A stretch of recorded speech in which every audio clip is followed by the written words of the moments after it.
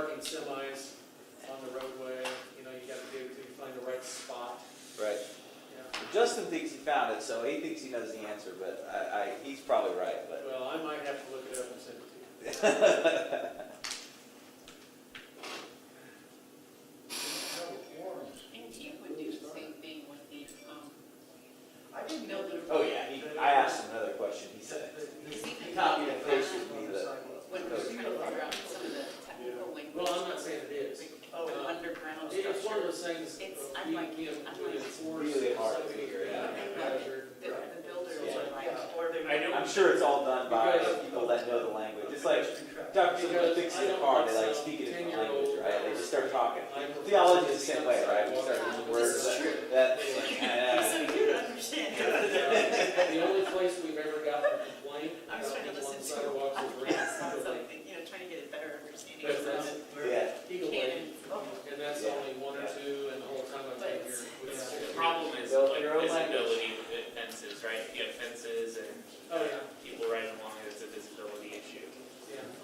I think we- And to one lady that called, she said it was a major problem and we should get all of our officers down there and do a stakeout on the bicyclists. I go, well, if you know that one particular corner, and it's over by the other's house, I think,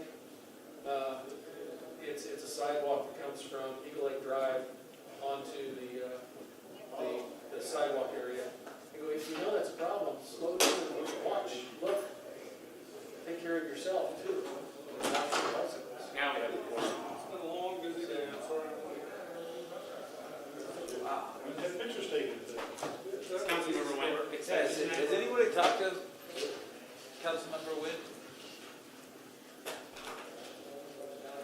Sorry? Councilmember Wynn? I just did, she forgot, she's on her way. I don't know if we should wait, so probably want to get started. So we have the corner at 7 o'clock. It's 7:01. Turn my mic on. So I'll call the meeting to order. Before we begin, I have a statement from Councilmember Elshoff, who has asked it to be read at tonight's meeting.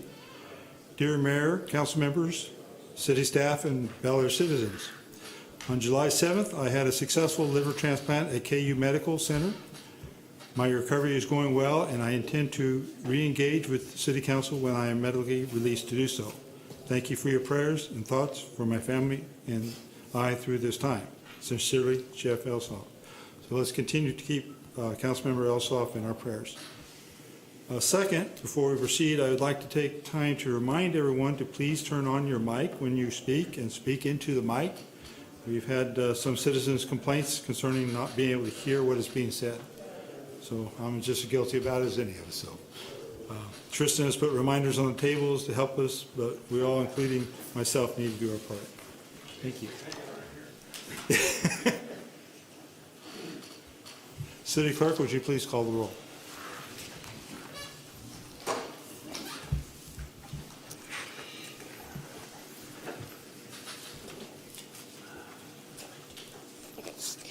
Mr. Jeff Elshoff, who is absent, excuse me. Dr. Joel Schroeder. Here. Mr. Justin Smith. Here. Mr. John Welch. Present. Ms. Diane Wynn, who's not present at the moment. And I believe we have a quorum, Your Honor. Thank you. For opening prayer, Father Terry Hedrick with Church of the Resurrection on 37th Street is here to lead us in prayer.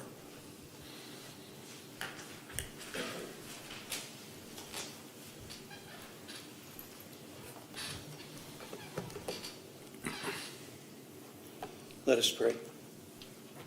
Almighty God and Father, we come to you in the name of your Son, our Savior Jesus, giving you thanks for your presence here now with us by the Holy Spirit. As we gather, we give you thanks that you are a good and gracious God, abounding in mercy and steadfast love. We pray for all those in authority, for the President, for the Senate and House of Representatives, and for all the leaders of the nations. We pray for our state government, and specifically, we pray this night for the city of Bel Aire, especially for Mayor Jim Benage, the city council, and all the leaders of this community. During this time of the COVID-19 crisis, we pray for you to endow caregivers with compassion and generosity, bringing healing to those who are ill, protect those who are most at risk, give comfort to those who have lost loved ones and friends, stabilize our community, unite us in compassion, remove all fear from our hearts, and fill us with confidence in your care. Tonight, I also pray that you will reveal to the City Council the knowledge of your will and all wisdom and spiritual understanding, in order that they may be fruitful in their service.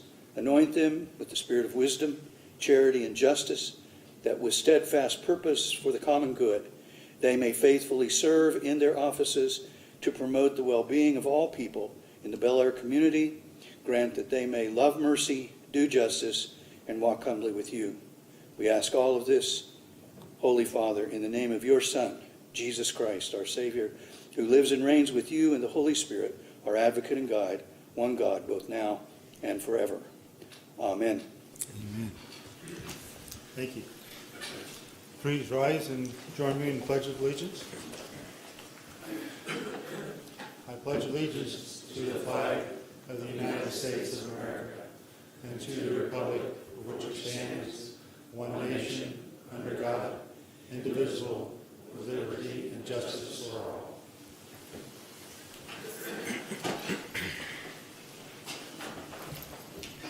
Next, we have determined agenda additions. Does the city manager or any city council member have additions to the agenda?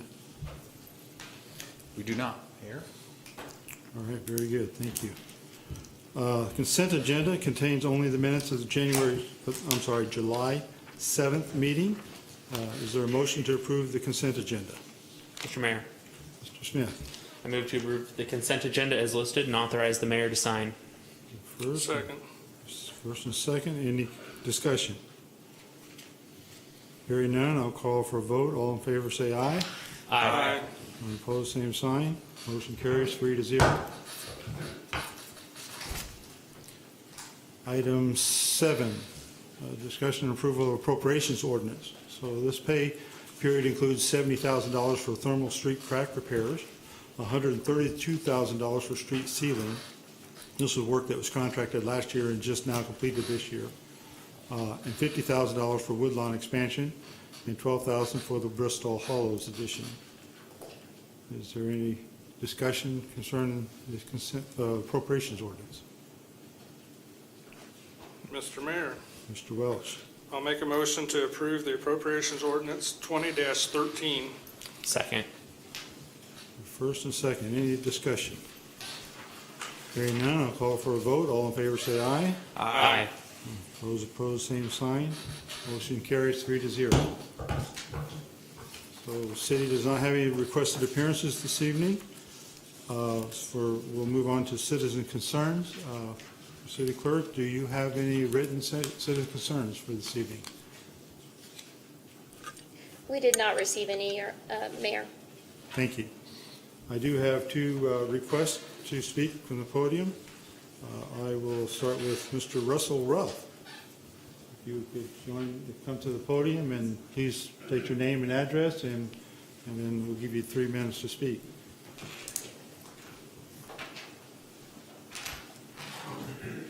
Yeah, I'm Russell Ralph. I'm with the Rock Springs Development, and we've talked with Ty before about concerns of the water bills and the charges related to duplexes and common areas, and trying to get a bulk rate on that. We've got new homeowners that have sodded yards that come in and have high water bills to start off with the first month or two. And then on the duplexes for rentals, we have some people that don't like that and actually move out of the city because of that. So we're looking at a bulk rate to try to ease that problem and not have people moving out of the area. Okay. That's really all I had. Unless you had something. Just something to promote, Okay, so something, like a discount on the water bill or something, because people do complain about it. I okay. can show you his, Okay, few well, we need manages to that I stay. own and look at the water bill. Okay, we need to stay with the person. Oh, within Well, I only have one person I've authorized to come to the podium, so, sorry, we have to keep these meetings fairly formal, so, okay, so. Unless you've got something else to add, Jim? I mean, just the water bill. Okay, all right, thank you, appreciate it. I have a card from a Mr. Jesse Schellenberg. And sir, if you would like, do you want to add to this discussion on the water bills? Other than, I mean, I do have a bulk rate on one of my entities for the homeowners association. We have like water, water meters in different areas, and there's no bulk rate. One of them is $1,400 for the months for the water bills. Okay, all right, thank you. The other ones are $1,100. Okay, but I think something we should bring up to maybe a workshop discussion.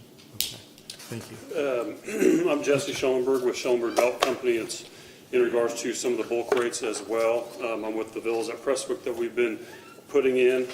And I know there's kind of some different rates, even without the bulk rate agreement. But I just kind of had a little spreadsheet.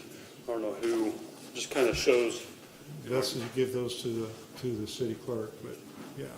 If you want, are you going to speak to this? Yeah, Okay, well, we can pass it around then. Okay, I've got a bunch of them. okay.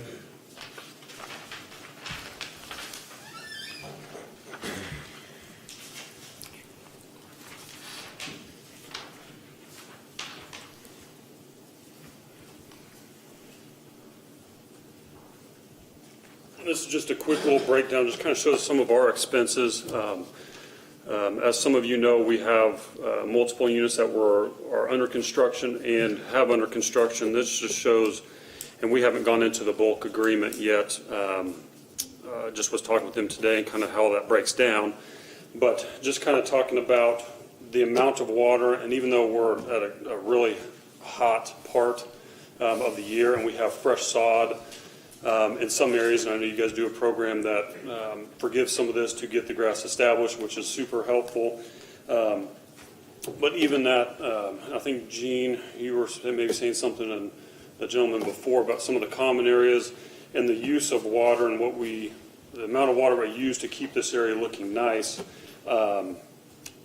It does just take a lot of water, and what we need to do with getting these the last 3 months or so of water, seeing how expensive that is, we need to maybe look into changing some of our landscape, as this expense has really grown more than what we had expected.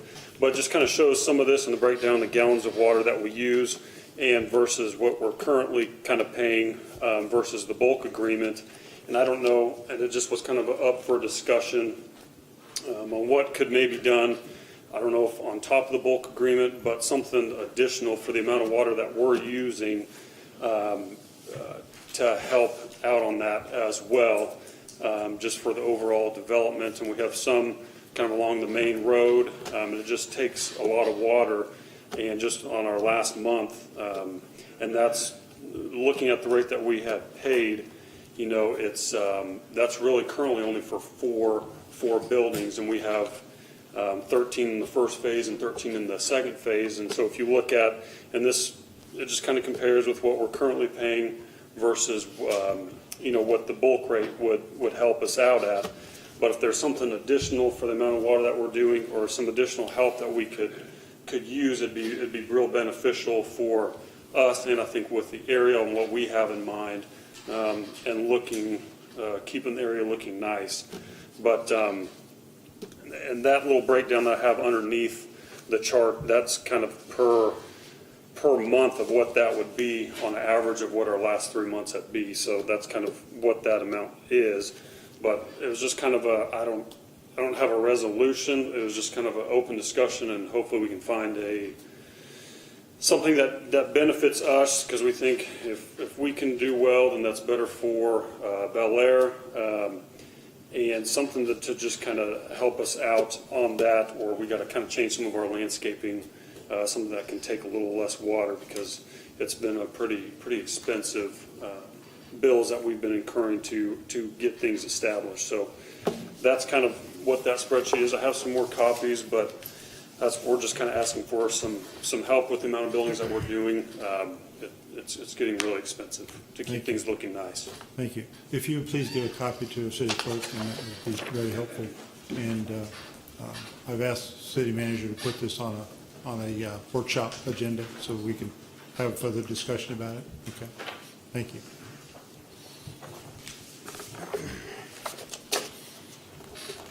Do we have any other citizen concerns this evening? Thank you for your input, and we will discuss it, so it's something to talk about. Okay? Thank you. From there we'll go on to reports, council member reports. Let's start with Mr. Schroeder. I have no report. Mr. Smith. I also have no report. Ms. Wynn. I'm trying to mix it up. The only report I have is that I've got so many family things going on. We've got 2 babies due in the next 2 weeks, and a grandson leaving for Korea in the next week, and so obviously I don't know what day it is. Keeping you busy. Thank you for calling me. I apologize that I'm a little casual tonight. Mr. Welch. I have no report. Thank you. I have a shorter report than normal, but it's still a little bit. So in August, Wichita this August is going to start working to fix the rock road between 45th Street and the railroad tracks. So that's really good news. They'll start with some subsurface repair in August, and then in October they'll come back with a finished top surface. Good news, and we really are glad that this road is getting fixed because it really needs it. You'll notice they did finish south of the railroad track, and it's very nice. It's a very nice surface now. I did have a telephone conversation with Randy White, the mayor of Derby, concerning how they manage backflow preventer program for the water system. Derby gets 100% of their water from Wichita. A few years ago, they did a study. As a result of that study, they now require backflow preventers to be tested once every other year and rebuild, replace only when the test discovers a failure. So I provided this information to the Utility Advisory Committee as they are reviewing the entire ordinance regarding backflow preventers and other water issues. And so we'll see what recommendations come from the UAC sometime in the future. On Wednesday, July 8th, our city manager, city engineer, and I held a meeting with interested neighbors from the Bel Aire Heights area, not to be confused with Bel Aire Heights HOA, concerning a drainage problem. Those that participated confirmed that there was a drainage problem in the area. No one knows the reason for the drainage problem. There are some theories, so we offered to coordinate an engineering study at a cost of $3,500. It does not appear that these neighbors consider this issue significant enough to pay for the engineering study. So I think we got one response willing to pay 1/14th share at $250, and one that said they did not consider this to be a problem to be addressed. So we're considering this issue closed. On Saturday, July 11th, we held our second coffee with the mayor at City Hall. It was a small group, gave some good input about things in the city is doing well and some things that we could improve. I gave a summary report to the city manager to consider. We will do this again sometime. I don't have a schedule or date or anything in mind right now, but we will do it again. And then on Friday, July 17th, I listened to the governor's biweekly call. Dr. Lee Norman told a story about 2 Springfield, Missouri barbers who had coronavirus and continued to cut patrons' hair. Sounded pretty risky to me, or pretty reckless. But they did protect themselves and their patrons by wearing masks. They saw 140 patrons, and not a single patron got the virus. This is a great example of how well masks work. Please continue to be safe, wash hands often, practice 6-foot distance, and wear a mask when in public. Let's continue to support each other. And lastly, August 4th, our next day for City Council, is primary election day. So I encourage everyone to please vote in the primary election. Your vote does count. You will remember our last City Council election. We had 2 candidates with 1 vote difference. So every vote counts. Moving on that, we'll move on to City Attorney's report. Thank you, Mr. Mayor. At the last council meeting, council passed a resolution strongly encouraging masks in Bel Aire. Before that resolution could even get published, the county health officer published an order which required masks in Bel Aire and everywhere else in the county. Sedgwick County could have overridden, the Sedgwick County Commissioners could have overridden that order. They did not. So we are currently under that order. I wanted to advise council that from everything we know, the county health officer is expected to issue another order that wasn't expected to be published today, but as of the last time I checked, it's not published yet. That will require restaurants that serve alcohol to be closed at 10 p.m. All fairs, parades, and festivals shall be canceled. Public gatherings will be limited to 15 people or less, and venues seating 2,000 people, not really applicable, to be closed, and businesses continuing to require a 6-foot distance between individuals or family groups, and a mandate that people wear masks will remain in force. The original order that was passed shortly after our last meeting was set to expire August 9th. This new mandate will extend the period of time that the public will be required to wear masks and impose these other restrictions as well. Some of these items clearly could affect Bel Aire, especially with gatherings being limited where 6 feet apart, where people cannot maintain 6 feet apart in distance. So we expect to see that pretty soon. That's all I have. Thank you. And for the city manager's report. Thank you, Mayor. As council and our citizens have seen, I put out several memos related to COVID and expect another one in the next day or two. So as we see this mandate come out, which we're expecting tomorrow, Jackie and I will be meeting to discuss how that affects not only the city, but our businesses and our staff. So I'll be working with her to put something out about what our protocol will be. The big question that we've had to date has been, with school not opening until September, is the pool going to stay open? And it was set to close on the 9th. The biggest reason we closed in August was kids went back to school and our lifeguards went back to school. So we now know that school will not be open until September. So that's the question from parents and kids is, are we going to stay open longer? The issue, the one big issue is that most of our guards are college kids, and their college is going to be starting back in August. So it's, can we have lifeguards available? The second piece, which just came about today, is this new mandate. How does that affect our pool? So at this point, we're set to close on the 9th. Will we close earlier? Depends on what this mandate says. Will we stay open later? Again, it's whether the mandate would allow it and would we have staff available. So we'll be making that decision here in the next week about what happens to the pool. So, thank you, Mayor. Thank you. Move on to item 9, ordinances, or item 11, ordinances, resolutions, and final actions. The first item is an ordinance authorizing amendment to agreements for payment in lieu of taxes. This item was tabled from our last meeting to allow for additional discussion during our July 14th workshop. The city manager is recommending extending the 100% property tax abatement for the remainder of both IRBs. Approval of this is about $200,000 less revenue for the city over 6 years, just under $35,000 per year. With an average less than $5,000 in 2021 and $14,605 in 2022. Wichita Hoops is an important business and draw to Bel Aire, and we should work to capitalize on the fact that they are here and work to use this part of our foundation for growth of businesses in the Sunflower Commerce Park and Webb Road corridor. So, any questions or concerns concerning this ordinance? I'd like to make a comment.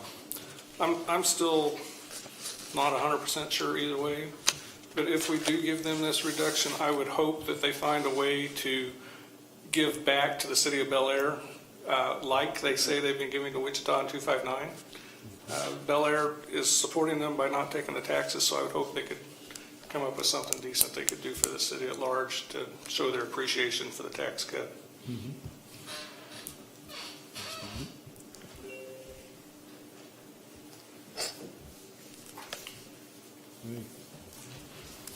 Any other comments? Is there a motion? Mr. Mayor? Mr. Schroeder. I'll make a motion to approve an ordinance authorizing amendment to agreement for payment in lieu of taxes of a property tax abatement relating to the city of Bel Aire, Kansas taxable industrial revenue bonds, Series 2014 and Series 2015, Wichita Hoops LLC, issued for the purpose of acquiring, constructing, furnishing, and equipping a sports facility, as presented, and authorizing the execution of documents necessary or desirable to effect the transaction complete, contemplated hereby, and authorize the mayor to sign. I'll second. First and second, any additional discussion? Hearing none, I'll ask the clerk to call the roll. Mr. Jeff Elshoff, who's absent. Dr. Joel Schroeder, Aye. Mr. Justin Smith, Aye. Mr. John Welch, I'm going to abstain.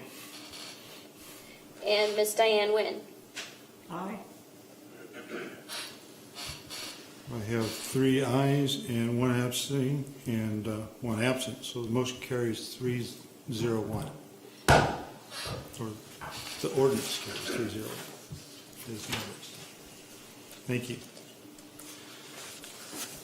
Consideration of approving Bel Aire Emergency Operations Plan and Letter of Promulgation. This item was tabled from our July 7th meeting to allow Chief Atterbury to attend and answer questions. Chief has been working on updating the city's emergency plan for the last year. He has worked closely with both Sedgwick County and State of Kansas emergency management representatives to ensure our plan falls in line with theirs. Council reviewed the plan on our May 12th workshop, and then Chief asked for city department as well as Sedgwick County input.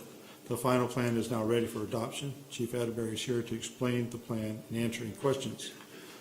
This is a long overdue plan we need to have in place.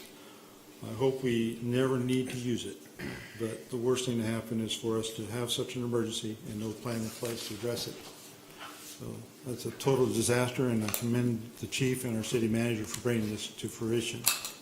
Once approved, I think there will be some training. The chief can outline what that will entail. So, Chief Atterbury.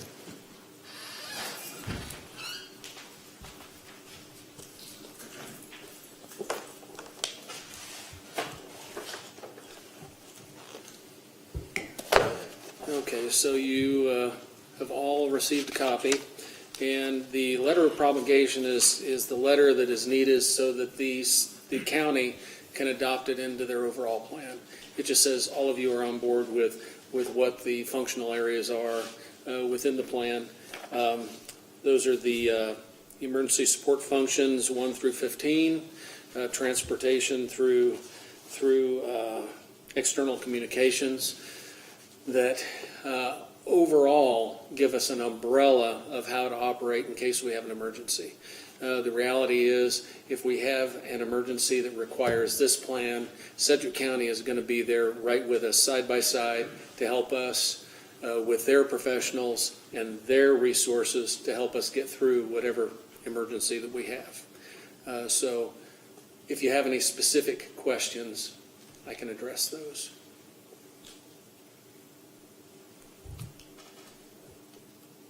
So the next step is to vote to adopt the letter so the mayor can sign, and so that we can get that to the county so they can adopt this plan into the greater Sedgwick County plan. Do you have a rough outline of what training is involved to get to it? Okay, so whether or not you vote on this tonight, there's still some training that you need to get finished, and that's the instant command system training for elected officials. So it's an online training or in-person training. Right now, because of COVID, they've canceled all the in-person training, and they haven't given us any guidance on online training. But what I will do is I will send Mr. Lasher a link. I believe I've already done that. a link to some trainings that you can accomplish at home on your computer, so that you can get that finished. And if other training becomes available, I'll get that information to you so that you can attend that. Thank you. Okay, very good. And what about staff and This is not a police department type of training. It's not just for elected officials, but all staff will have to go through a minimal amount of training just so they know that if we have an emergency, a situation that occurs, they have a role and they'll basically know how to respond in that situation. Very good, thank you.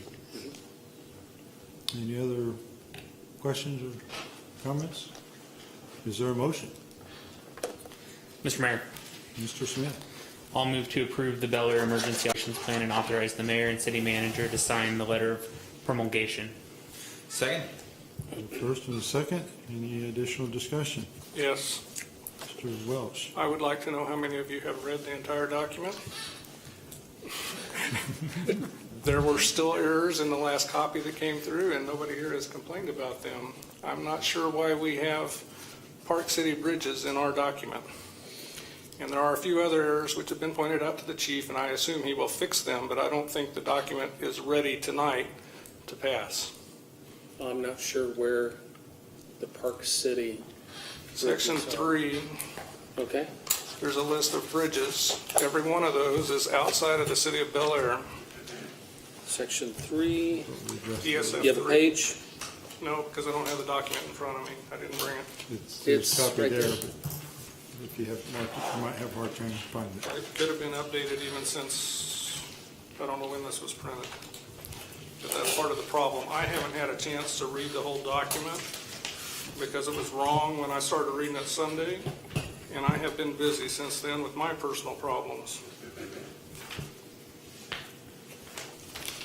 Mr. Mayor, Mr. Smith? I'll just say that, this is a really long document, but what I noticed as I went through it is it kind of followed a pretty similar pattern. And the fact that it's this thick doesn't really mean that there's that much information in it. And so I could see how it'd be very possible that somebody transposed something as they were copying and pasting, but getting something this thick, absolutely perfect, letter for letter is probably not a reasonable expectation in my opinion. And This copy has been changed from the copy that was emailed out. Okay. Because I didn't read this latest copy. When I said I've read it, I read the original version. I didn't read the update. Like I said, I have not finished reading this because I quit. At the point where I saw it still had those large errors in it, I quit reading it. But those have been fixed in this printed copy as far as you can tell? It's formatted differently. It doesn't have that list, I can tell you that. I cannot tell you if it has the correct information or not because I haven't read this. This is the first time I've seen this document. Even if you approve it tonight, as amended, we can continue to make changes as we need to. It is not that this is a locked-in document and no changes can be made. I see what you're saying with some of the bridges, and I take responsibility for not getting those as accurate as I could. I assume you started with Park City because that was easier than writing an entirely new document. I got Park Cities, I got Valley Centers, I got Cheney, and a lot of guidance from the Emergency Operations Center. And I don't fault you at all for any of that. I just know that it was... But you're absolutely correct. Some of those bridges are not here in our jurisdiction, so I'll correct that. Right. And there's a typo on page 8, which is right before ESF number 1, which is still in here, it says USD 2259. Which section? It's page 8. It's right before ESF number 1 starts.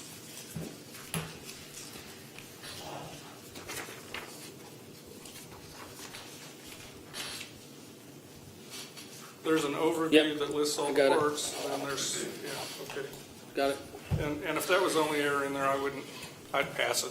I'd assume you would fix it. I didn't read it for typoing this latest time, and I don't think it's worth the council's time to correct the typos tonight if that's what we're concerned about. But if we want to wait and have someone reread it, or I'd be happy to read it at that level, or if Councilman Welch is fine and we think we can move forward with it and maybe correct a few things as we go, I guess I'd be okay with that too.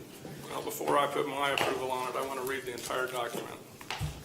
What I remembered about the bridges previously, and I didn't catch that, it was not updated in that version that was emailed to us, but there was a whole list of bridges that were not in Bel Aire. No, Okay. it was on Seneca Street and other places. They clearly Yeah, weren't in I'll fix that. And the chief is committed to fixing that, so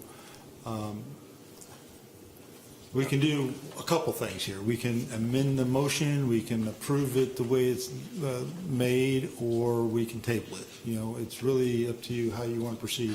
Do we need to have published this to the public the way it is before we can vote on it?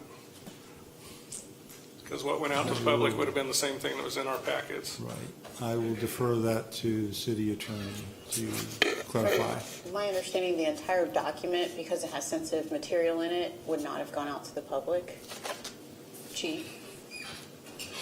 Is that what you understand as well? Correct. I don't think it In did. general, Correct.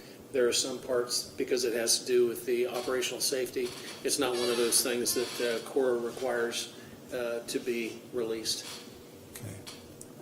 And I don't think it was sent out, it wasn't put into the packet. Right. Right. So how do we want to proceed? Mr. Mayor, just one question of clarification. Chief spoke about, needing to sign the letter as step one, so that we can start working with the county on getting this incorporated. Would there be any benefit if we wanted to go ahead and sign the letter to let the county know that we were ready to work on it, but waited to adopt the formal thing until Councilmember Welch had a chance to point out any other typos that he'd like addressed? It's my understanding it's a living document. Is it incorporated by reference so that we could just update it at any time we want? Yes, sir. That would take care of that issue. Okay. Because we don't need to sign a new letter each time. No. Okay, all right. And I'd also say I'd be happy if you need someone to read it in the typo type detail, I'd also, along with Councilman Helch, be willing to do it. I don't normally read any documents for the city to try to make sure there's no typos, but I would be happy to do that. I don't usually pick out typos. I just some of them are important though. That USD 2259 is, I think, important enough to get right. I think we may have talked about that one in our workshop, actually. I kind of remember talking about that specifically. I was working off of three active files, and so that's my organizational issue. Hey, it's always a challenge. Okay, then I'm fine with going ahead and signing the letter and reviewing this at a higher detail. Great. Any other discussion? No, I'll call for a vote. All in favor say aye. Aye. Aye. And those opposed, same sign. Motion passes 4-0. Item C is regarding police cruisers. The police department has 3 cruisers that are nearing end of life cycle and need replaced. Money was budgeted for these vehicles, and Chief Atterbury is here to explain the purchase and answer any questions. In my opinion, when maintenance costs start approaching the value of a vehicle, it's time to replace. It's the kind of rule I use, and it appears that these patrol cars fall into that category. My only concern is, do we have any idea when we're going to see the car we ordered last year? No. We ordered a vehicle in April of 2019, and we have yet to see it. They've had some production issues. They had frame and transmission issues, so they were still on the lots, and they were going through car by car doing repairs, but that meant they were getting out slow. Then as the production started back up this year, COVID struck, and the plants have been up and down since then. So I don't know where they are right now, but we are really looking forward to seeing the car soon. So if you approve this, we'll probably still maybe waiting a long time before we see We are. police cruisers. What we're doing now is calling around the United States to see if we can find vehicles.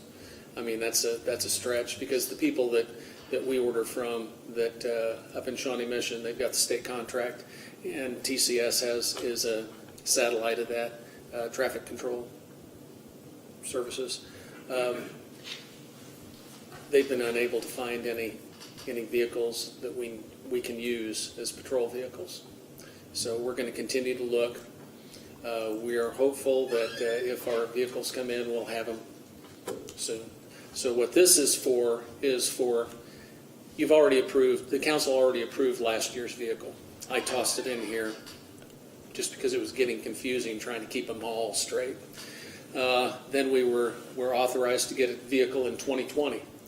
Well, that's the second vehicle, and we were going to order it in April, and then COVID struck. So we pulled that back. You know, you had enough to deal without us asking for a vehicle, especially since we hadn't gotten the one we ordered a year before. So we've waited. So that's on this list. The other one is that third vehicle that you can see on the maintenance report. The addendum is really costing us a lot of money, and we would really like to get it replaced because it will continue to be that thing that's bleeding my maintenance budget dry. So we would like to get it replaced. You'll see that there's the cost on that vehicle is much more than the other one. What we do every time we get a vehicle is we try to salvage whatever we can from the previous vehicle to use on the new vehicle. That saves us money. A lot of departments just move that vehicle off to a cell line, and they sell the lights and everything, you know, besides the radio, the radar and such, camera systems. We don't do that. We try to salvage as much as we can to be good stewards and not have to repurchase stuff that we already have. So you'll see that there's a new camera system because the ones we have are antiquated. The radar, the radars that we have been here since I've been here. That's 6 years, and we got those after the Highway Patrol was done using them and cycled them out. So that's why that's on there. The radio, we're preparing to go to new digital radios. I don't see a reason why we would buy a new current day radio instead of buying what we were going to buy in the future. So we'll just buy that future radio to put in this vehicle. It still works with the current system. So let's see, computer and mounts. We're looking at new computers now, so that's needed. And the patrol rifle and shotgun are what's standard in each car. So that's some of the explanation as to why that is a little bit more. Thank you. Mr. Mayor. Mr. Smith. I was actually going to ask about some of those differences there. The thing that really caught my eye was the patrol rifle and the shotgun being additional there, because I was kind of thinking, hey, if this is replacing a current car, surely they have a patrol rifle and a shotgun, and I would imagine that they're the same size and model. But I was just going to ask you why the need for. Well, right now we have no reserves in case one goes down, and this is one method to incorporate that into the purchase of the vehicle. A reserve for the car or for the gun? For the department to have a reserve weapons. Okay. The other thing is that goes in tandem with another discussion about staffing that we could have in looking to the future. I've got a couple of questions. Car 26, it had 2 repairs within 10,000 miles for exactly the same thing. Are those cars really that badly built? I think so. You think so? Okay, well, that's what I really want to know. I mean, it's to the point where I've told told the wrong thing then. I've told Davis Moore we won't buy any more. Okay. You know, they're wonderful cars in the beginning, but after they get some miles on them, they've really been a bane to my existence because they've cost us so much money, and we've tried to cycle them out as quickly as we can. So that's why we're going back to the Ford. Yeah, we're going to the Ford Yes. Okay. The second question, if we approve all these at once, we get all three at once, that's going to kind of screw up our replacement schedule, isn't it? What we try to do is we try to balance out the mileage of the vehicles that we have with the high-use shifts. So third shift doesn't use it as much as second and first shift. So we'll try to balance those miles out. So we take a vehicle with maybe the SRO at the high school, very low miles. So we might give them a high mileage car to use so that we can balance and put a low mile car into a beat or a shift that drives that car more, a different car more. So we can get that mileage up, keep this mileage down, and try to get to that year-to-year replacement that you're talking about. Right, but that didn't quite answer my question. I guess if we get 3 new cars, you're going to want to use those the most. So their mileage is going to rise about the same, which means that 60, 70, whatever thousand miles it's worn out, we're going to need to replace all 3 of them at once. Is there a method that I didn't understand that you will stagger their usage? Yeah, that is correct. Okay. It's not that we take any out of service, but we use them on with. So you take the brand new clean one to the school to show off instead of running it around town for 3 weeks? Actually, I'd probably take the old one and put it at the school and take the new one and show it off to the public. Well, that's what I meant by show it off, not station it there to take care of any problems, but just for looks. Yeah, we do the best we can with trying to keep that mileage in check, and you can see that. Yeah, you've done real well on the others, but they're staggered. And had they been replaced when we ordered the vehicles, like the one last year, that 100,000 mile vehicle wouldn't be here right now. Right. That would be that number 26. So, and then we would in that second one would be the other Charger, and it would be cycled out. That would be 28, and I'm assuming something bad happened to 27. Or Yeah, that would be 28. That 28's the one that's just sucking my budget dry right now. Okay. I think I've asked everything I need to ask. I have a question. I don't think it's there yet, but the electric cars are going longer and longer and longer and longer. Is there any talk within the police community of when there might be a change? Are we 20 years away from that, or are we 2 years away from that? Someone from another department and I laughed about that today. Currently, it's my understanding that if you add all 3 of these vehicles, base price together, we could get one of those. Yeah. Call the Tesla. And then we still have to outfit it. Right. Yeah. And I don't think they have a whole lot of police equipment to go into a Tesla right now. They are fast. I mean, I would be Got a lot of intrigued. good to go. That's what I've heard. I've heard the same there are thing. some places using them, but I didn't know where it currently was. What we chuckled about is right now you can get to the Quick Trip and fill that baby up, our vehicles now, about 3 minutes back on the road. I have no idea what the charge time is on a Tesla, but I can guarantee it's not 3 minutes. It's more like 15 for an 80% charge. Really? Yes. Yeah. Wow. They have a battery announcement coming out. They're going to go from 350 to 500 mile range on them or whatever. But the price is the key, right? The I price think has so, got yeah. to come down. So none of that matters if it's going to cost twice as much. I'll look at that and I'll let you know how much they are, because now I'm intrigued. Mayor. Mr. Smith.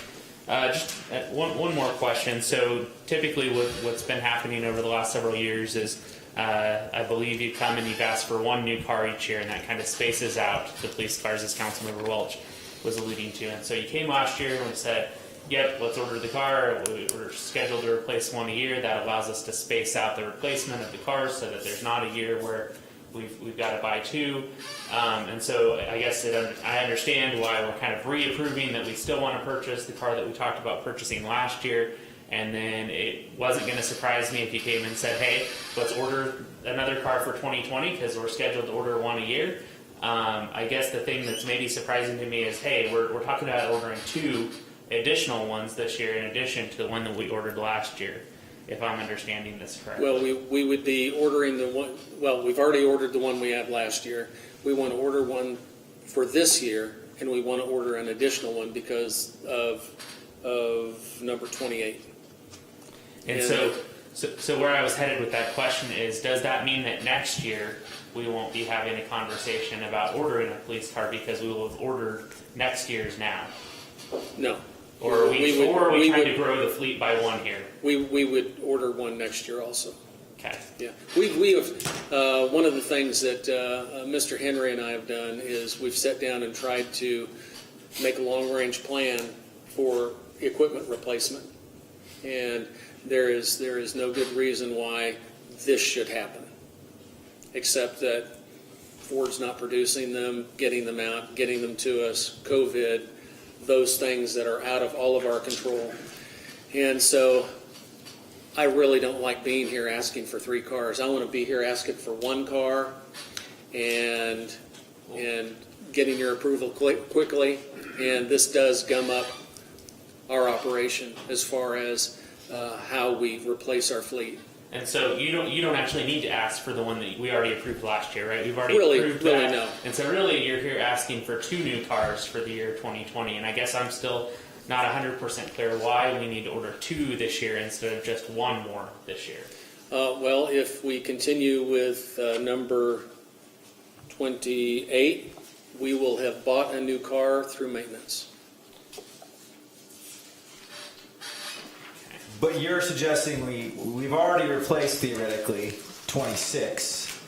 If we purchase 1 this year, it'd be 28. Right. But you're also asking to replace 29. Are we understanding that correctly? That is correct. So why aren't we? I guess Councilman Smith's asking, why aren't we replacing 29 next year? That was actually one that was going to be replaced this year also. By not getting these vehicles as scheduled, it's really complicated our life with having to what we call hot seat, officers having to be in the same car throughout a whole 24-hour period. So it's driving the miles up on the vehicles that we have now, so they're getting higher mileage. This vehicle, number 28, it's got 97,000 miles on it, I believe. Yeah. And it's to the point it needs to be replaced. We've tried to replace vehicles before 100,000 miles because of what this attachment illustrates. And that is, after they get past 75,000 miles, police vehicles have a lot more maintenance required. These 3 have what I would say is a lot more maintenance than what is normal and usual for patrol cars. So would you argue that there is going to be a year in the future you might not need one if all 3 of these new ones come at once? And though that won't be next year necessarily, or maybe even the next year, maybe it would be in the future unless we grow as a city or something and need another one. Because if we order 3 right now, technically only 2, but they all come at once. Does that mean you're saying, somewhere in the future with that staggering that might affect it? Because if you're saying, well, we didn't have a new one, so we put more miles on it, there's only so many total miles you can possibly, you're going to use them for. So are you thinking that maybe 5 years down the road we may not buy one that we would have bought 5 years because we'll have 3 brand new ones all coming at the same time? I wouldn't want to answer that question. There's a lot of speculation in that question, and I think there are a lot more variables, like that staffing question, that might be out there, because if we get another person or 2, we're going to have another car. So I would come to you and ask for another car. Yeah, I'm not concerned that you're going to come and ask for another car for another employee, or things might happen and you might ask for another car. I'm just saying there's only so many miles you're putting on the cars, and so therefore by having 3 new ones, those 3 new ones are going to suck up a lot of miles over the next coming years? Because the ones now are taking on extra miles because we've been waiting on the one we've ordered. Wait on the one we ordered. Well, these So have can been- I help answer some of your questions? Okay, so let me try to put this in maybe some layman's terms for you. So what some cities will have one car per officer, and so an average officer is going to put 30,000 miles a year, roughly. Depends on the size of the city and such. So we don't have that. We have, you can see we have 6 cars, but we have 13 officers. So what happens is some of those cars, a couple of them, like the chief's car, only get 20 to 30,000 a year. Some of them we have to run 2 shifts. So some of them are getting 60 to 70,000 miles a year. So if you look at his mileage now, I think you need to plan on a new car every year and hope you don't have to do this, 2 cars every year. Because what's happened is you can see we've got 3 vehicles now that are about 100,000 miles. One of them we were hoping to do next year, but because of the cost, do we want to sink, what's the vehicle's 30,000 just for the vehicle? Do we want to put 10,000 in it this year and then turn around and buy a new one next year? Or would it be better to put a couple thousand to keep it going and buy one this year? We still got number 30, which is 66. By the time this time next year rolls around, it's going to have 100,000 on it. So I think what our goal is, and from the financial side, is to plan for one a year, so we don't have this up and down where we're buying 2 or 3 in a year and one and maybe none the next year. But plan on one a year and hope that we don't get into a situation where one of them is costing us a lot more than it's worth to have. The other issue we have on mileage is when a car goes down, it may be down for a week or 2 weeks. Well, then that means we're putting more miles on one of the other cars. So that's where the idea of, we all have cars and we know we typically put 20,000 a year on it because that's what we typically drive. That's where we're at on police cars. They're running, if one person's running at one shift, it's going to get 30,000 a year. But we've got, sometimes they're doing 2 shifts, so they're getting 60 on them. So those that are getting 60 because they're running 2 shifts, we got another car down for 2 weeks. Then that car is even getting more mileage. So your mileage is starting to go up a lot faster now on some of those other ones. The other question we get a lot is citizens at home may be saying, well, why are we replacing them at 100,000 miles? Because, we have cars, maybe some of you have cars that's got 150,000. You can't, when you're looking at police cars, you can't just say that mileage is what you determine on, because they have so much equipment that they have to run their cars when they're parked. They've got lights going and radios going and all that. When they're at a scene, they may be for 30 minutes. So that engine is running for that 30-minute time, putting wear and tear on that. It's not the miles, although the miles are important. So I hope that kind of helps. But like I said, I think there's been years in the past where we've had to buy 2 or 3 in a year. And we've still tried to go down to 1. Our goal is to always buy 1 so that you can always plan for that. But this is one of those outlier years where we need, it's a decision you have to make. Is it worth, we've got one that it's down, so we're putting more mileage on other cars. The cost to keep it running, do we put it in that old car and then turn around and buy a new one next year? Or do we do it this year and then stay on our annual 1 car per year? Well, that helps, and I appreciate, Chief, that you're not suggesting we're not going to buy one every year, because it sounds like, based on our history, we are going to buy one every year, and there may be some years we buy 2. And I'm okay with buying 2 a year for saying that this is an abnormal year where we have to buy 2, and that's what it requires. I don't think that's a big deal, so I'm fine with it, and I don't think I have any more questions. And am I understanding right, we're like 1 year behind, that we haven't actually gotten a delivery on the one we bought last year? That is correct. So, and we're not the only city in Kansas or the whole wide world probably that is waiting on police cars. You're correct. And right now with, just watch the news, the number of police cars being destroyed across the United States, it's going to get rough getting police cars. Yes. A pretty picture. Mr. Smith, I think you asked to speak. Yes, thank you, Mayor. So I appreciate that explanation. That helps a lot. I wanted to make sure we weren't ordering an extra car to kind of add it to our fleet in anticipation of growing staff. That was part of my concern that I wanted to make sure, because that's not something that we've had a conversation about yet, and we don't know where that'll end up. The other thing that I'll just share with the council, I was doing the quick math, and if it's $41,000 to replace a new police car, and the ones that we're looking at replacing are 5 years old, that means they're costing us about $8,000 a year if you take the 40,000 and divide it by 5, right? And so anytime our repairs are greater than $8,000 a year, that's in my mind where we should be replacing the police car, because it's cheaper to buy a new one at that point. So I think that makes sense to me. I was just surprised that we were buying 2 this year, just kind of based on the 1 a year type of strategy, but looking at the mileage, and that third one's going to be at 100,000 before we get our replacements here, because 26, 28 are both over 100,000, 29's at 90,000.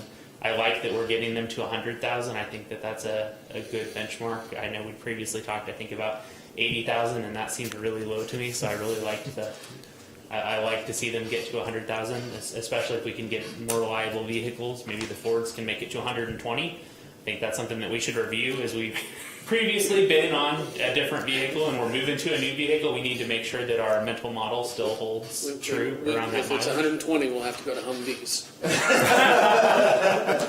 But I would just encourage you to reevaluate based on what we're actually seeing with the new make and model of car, and not just base our future projections based on what we've seen in the past. And exactly that is why we're not buying the Ford or the Dodge Chargers. We do that evaluation and assessment to see what's best for the department, best for the city of Bel Aire. And they just didn't hold up as well as what we had hoped, so we moved away from them. Very good, thank you. Any other discussion? Hearing none, I'll entertain a motion.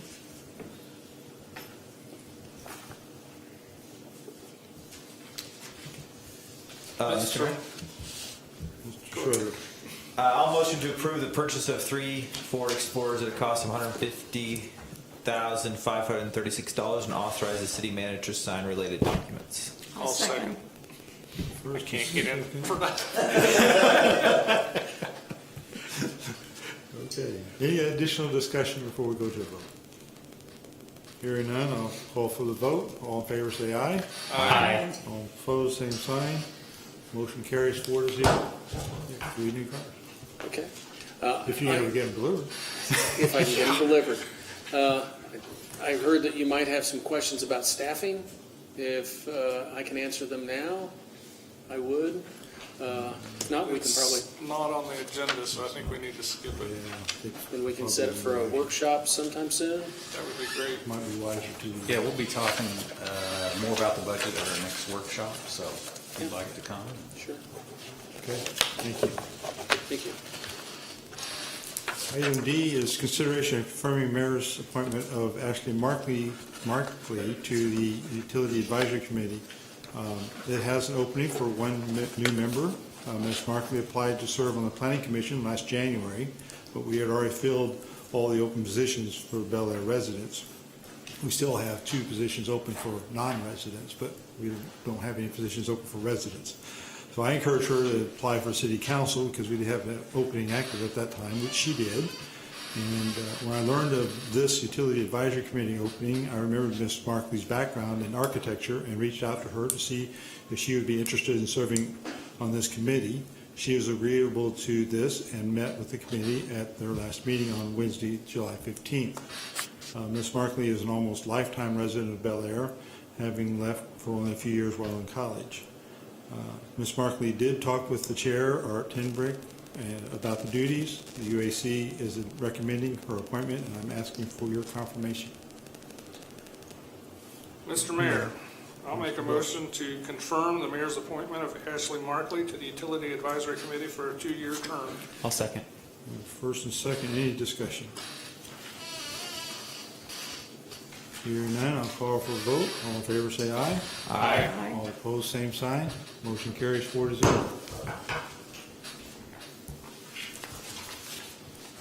considering adopting or accepting a bid of paving in Phase 2 of Central Park 3rd Edition. Developer of the landing in Central Park is moving forward with Phase 2. City utilities are under construction and the street has been designed. Baumann Company took bids for both asphalt and concrete. Staff is recommending concrete bid from Kansas Paving be accepted.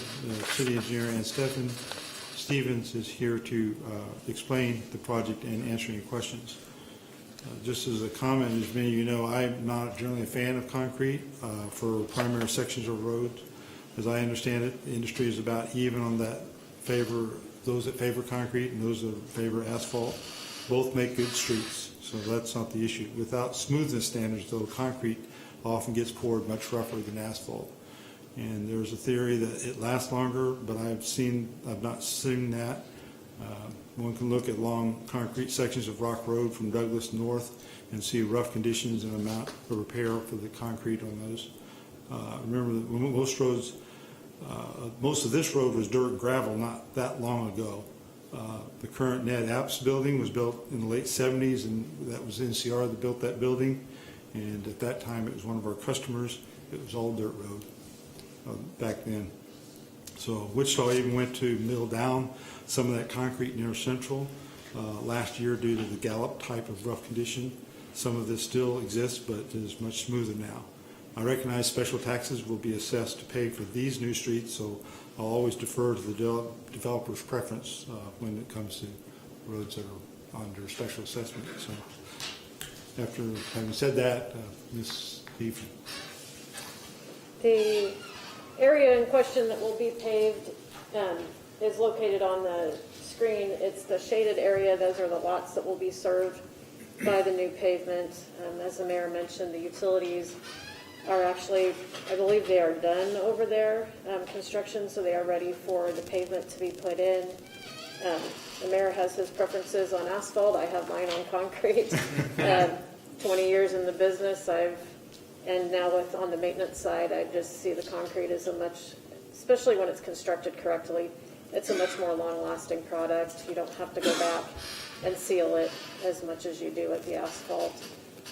It's not as subject to the drainage migrations. The concrete does not, the aerosols don't, or the sun doesn't bleach out the oil in the asphalt, or in the concrete. There's no oil in concrete, so the sun doesn't bleach out any oil, doesn't cause aggregate to pop out of the concrete. So that's my kind of 2 cents. But the bids were taken. We had 5 very good bidders. Kansas Paving was low on both the asphalt and the concrete. The concrete was under the engineer's original estimate for asphalt, which is why I'm asking you to accept the bid for concrete. Definitely your decision as to which way you go. If you have any questions, I'm happy to stand for them. Which paving did the developer prefer? They generally prefer the asphalt because it is cheaper, which lowers their specials. Mr. Mayor. Mr. Smith. Am I recalling that there's a difference in how specials are spread for concrete versus asphalt due to the difference in the useful life of the product? Yes, that's a good point. So because the concrete, as our city engineer stated, reduces annual maintenance cost, we go ahead and push out special assessments for concrete to 20 years. And when you do that, that keeps the special assessment cost to within $1 or $2 per month, and then from what the asphalt was. So that's the primary reason, because of the length of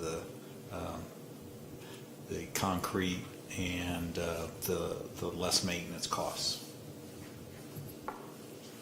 Thank you.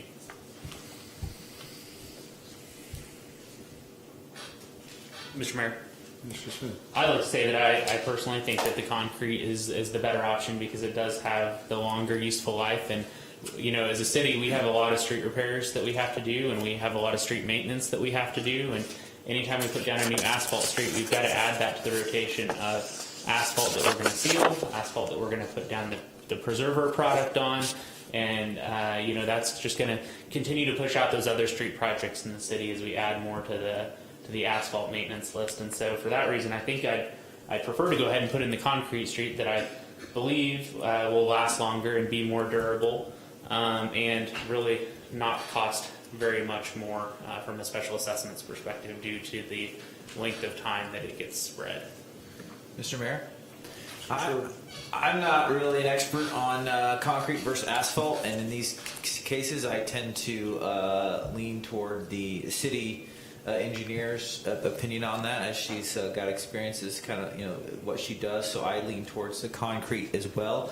However, I certainly respect your opinion and would certainly be open to, as far as future cases, learning more about the difference between the two and why we might want to more heavily consider. I don't think we need to try to go into that tonight, but I'd certainly be willing to learn more about the two and whatnot. But I usually default to the person whose expertise it is, and as the cost is within what we need, and the city engineers for the concrete, that's where I would lean as well. Okay. Mr. Mayor? Yes, Mr. Smith. I'll make a motion to accept the bid from Kansas Paving for concrete at a cost of $253,644.60 and authorize the mayor to sign. I'll second. First and second, any additional discussion? Hearing none, I'll call for a vote. All in favor say aye. Aye. All opposed, same sign. Motion carries 4-0. Consider accepting a quote from main water replacements in Aurora Park. Public Works has identified a few lines in Aurora Park that are undersized, causing low water pressure and produce multiple breaks. This addresses additional areas where we've had water main breaks and or complaints. The water fund contains dollars to replace and upgrade mains, and Stephen is here to explain the project and answer your questions. Right, as you recall, in 2019, we approved a contract with McCullough Excavation to replace lines on it'd be 39th Street between Harding and Parkwood, as well as a section of Parkwood going from 39th to 40th. In your packet, these are the blue lines that are shown. I apologize, we didn't get the same graphic on the screen. The plan for 2020 is to finish out that line on Parkwood north to the dead end, and then go from 40th Street from Parkwood to Edgemoor. These are both 4-inch water lines that will be replaced with 8. Very similar project to that which was done last year. We asked bids from 3 companies that we've used.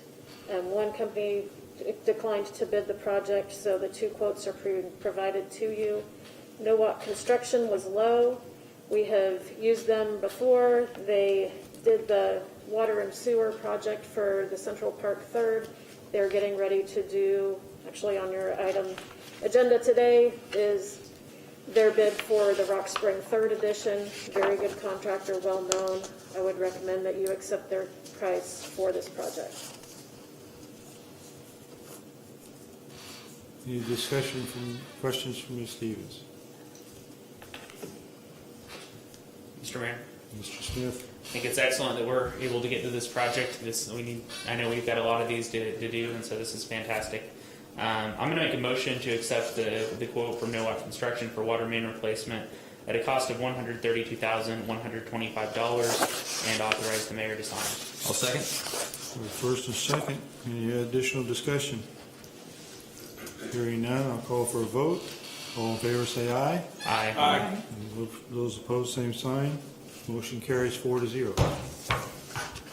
Considering accepting a revised petition for sanitary sewer main and lift station in Phase 1 of Rock Springs 3rd edition.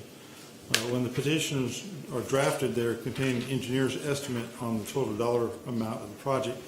This ensures property owners signing it that the cost will not exceed their expectations. When a bid comes in higher than the engineer's estimate, revised petitions must be drafted and signed by the landowners. In this situation, new lift station and gravity main came in at $200,000 above, meaning Land Bank and Rock Spring developer must re-sign. The land bank will meet to approve the revised petition after this meeting, so the action is to accept the petition after they approve. As I review this, it looks like the land bank will be paying about 76% of the cost of special assessments to the property unless we are able to sell the property. But the good thing about that is the sewer system installed makes that property much more desirable for developers. So is there any discussion concerning this? Mr. Smith. Just a question, if somebody knows. I mean, that's a very significant difference from the engineer's estimate. It looks like more than 20% variance there. I'm interested in if we know why.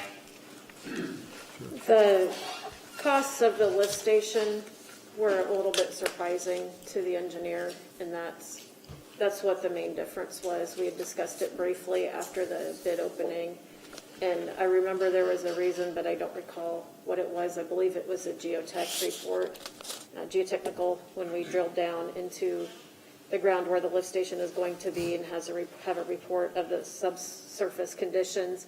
I don't think that any modifications were made to the engineer's estimate after that was done. So there was not the accounting for the subsurface conditions.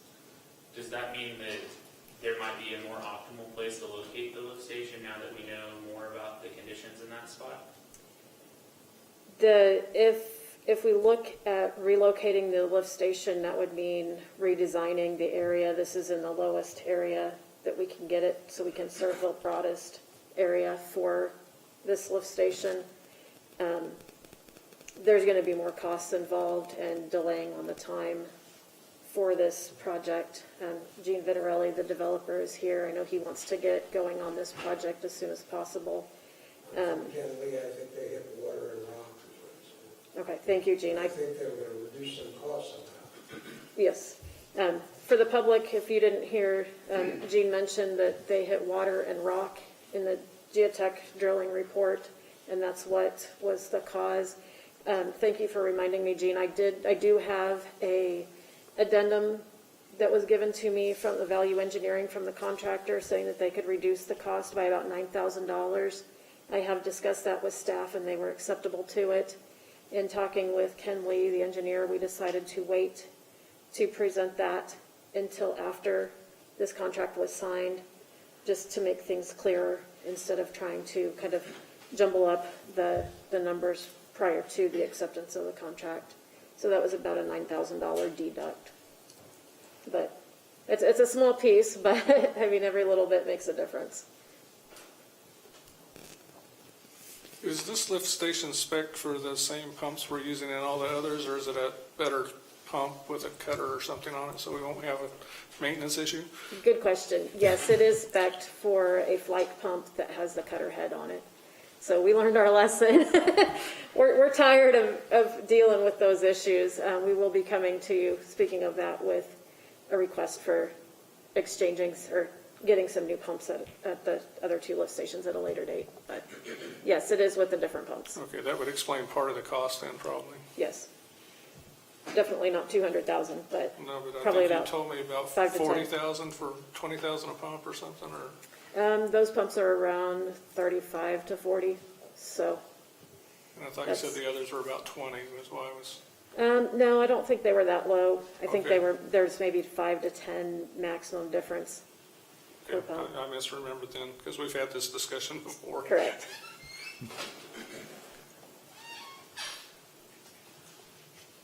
Mayor?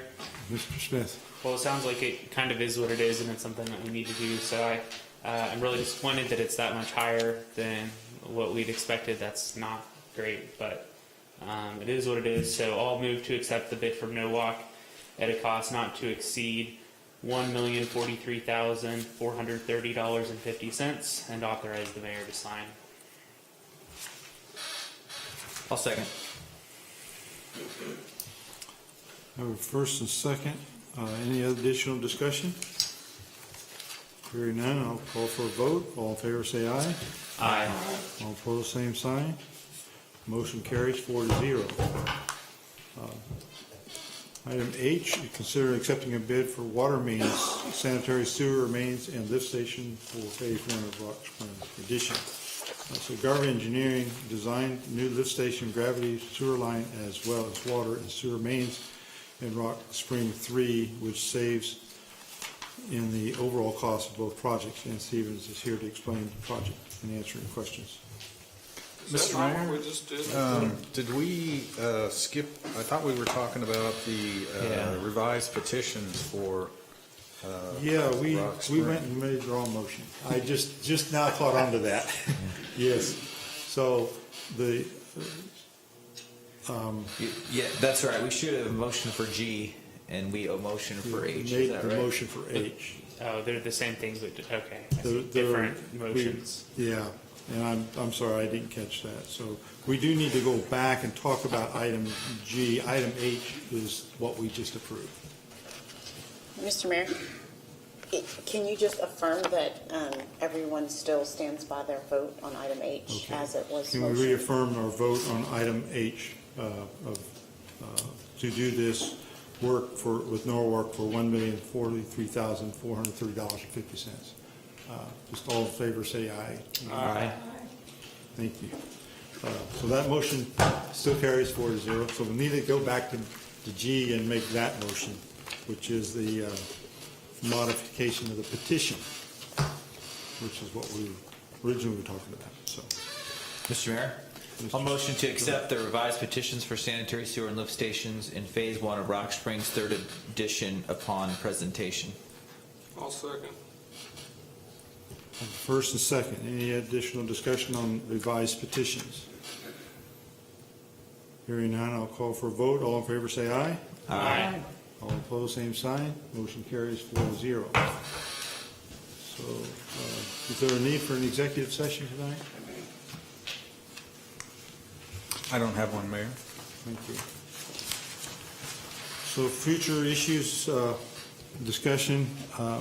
So a few weeks ago, we had a group here with a petition from Aurora Park to better, and so I'd like to set up a meeting with that neighborhood to discuss their concerns and see if we can't come up with a resolution.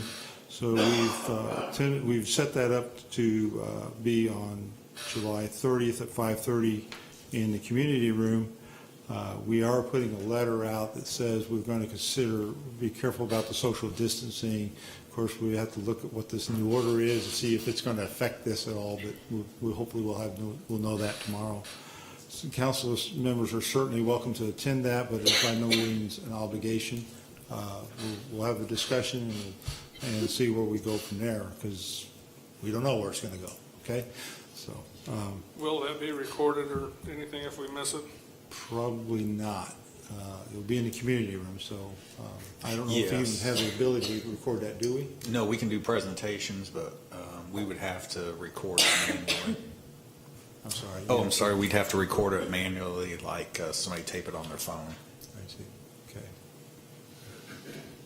So I don't believe we will be doing that unless somebody really wants that to happen, and then I guess we could consider I'm just that. questioning how long that's going to last at dinner time. It has the potential of a couple hours. It does have the potential for a couple hours. Depends on all the varieties that we can't imagine what they are, right? So, okay. So, are there any other issues for items to discuss? If not, I'll hear a motion for adjournment. I move to adjourn. I'll second. Second by Mr. Welch. Any additional discussion? If not, call for a vote. All in favor, say aye. Aye. All opposed, same sign.